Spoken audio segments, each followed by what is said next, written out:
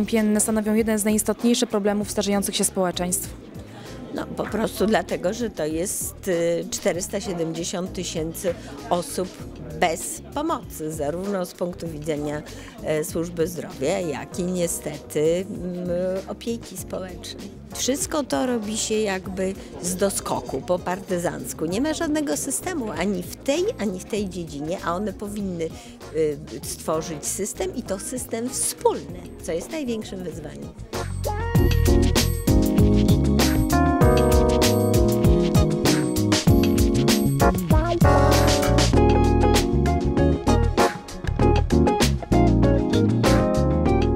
Wiek jest głównym czynnikiem ryzyka występowania otępienia.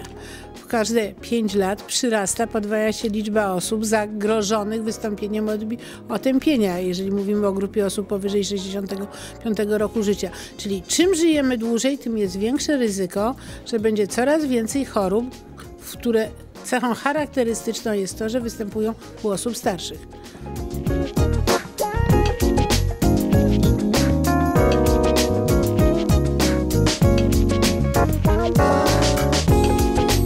Choroba otępienia jest związana z zanikiem komórek nerwowych, a głównie połączeń między komórkami nerwowymi. Może to być spowodowane zarówno mutacjami genetycznymi, może być to spowodowane stresem oksydacyjnym, taki jeden z mechanizmów umierania komórek nerwowych. Generalnie chodzi o to, że umierają komórki nerwowe.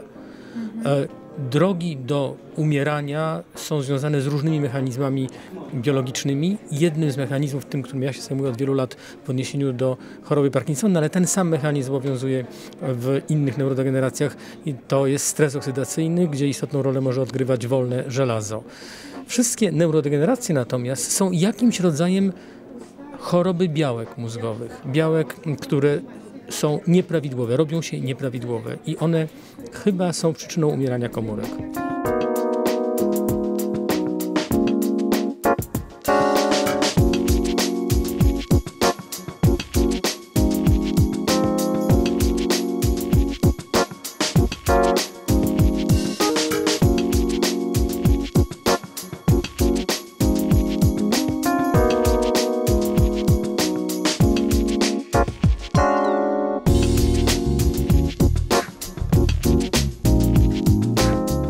Od niewielu lat mamy do czynienia z opieką długoterminową w Polsce i nie ma na to środków, więc ta budowa odbywa się głównie kosztem osób organizujących tę opiekę długoterminową i realizujących.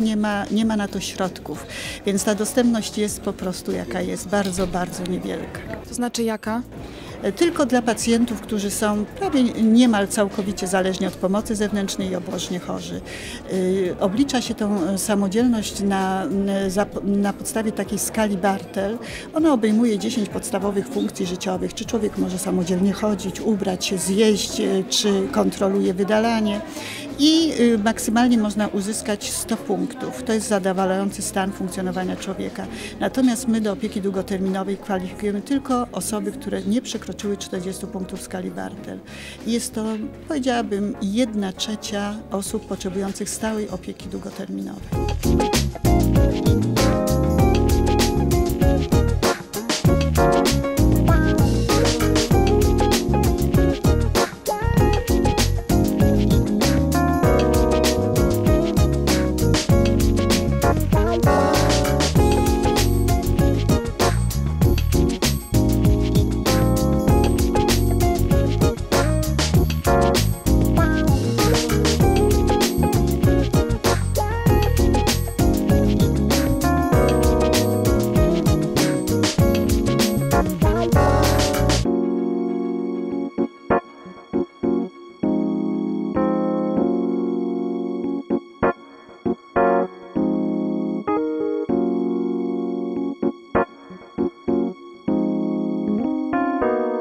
I środki publiczne, które są przeznaczone w ogóle na finansowanie opieki zdrowotnej, są niewystarczające. Nie ma właściwego ustalania priorytetów, na co te środki powinny być przeznaczone i mimo otwartości granic i łatwości implementowania w sensie technicznym nowych technologii, to barierą są środki bieżące. poza środkami jest system organizacji opieki. Nasza opieka zdrowotna jest zorganizowana według takiego systemu, że celem nie jest dania jak najwięcej zdrowia pacjentowi, czyli kompleksowe udzielanie świadczeń i pomoc, a bardziej zorientowana na udzielanie pojedynczych świadczeń. To generuje koszty, natomiast nie przynosi tego efektu, który jest potrzebny. A w zakresie chorób neurologicznych, no to jest to szczególnie widoczne, to dzisiejsze spotkanie pokazuje.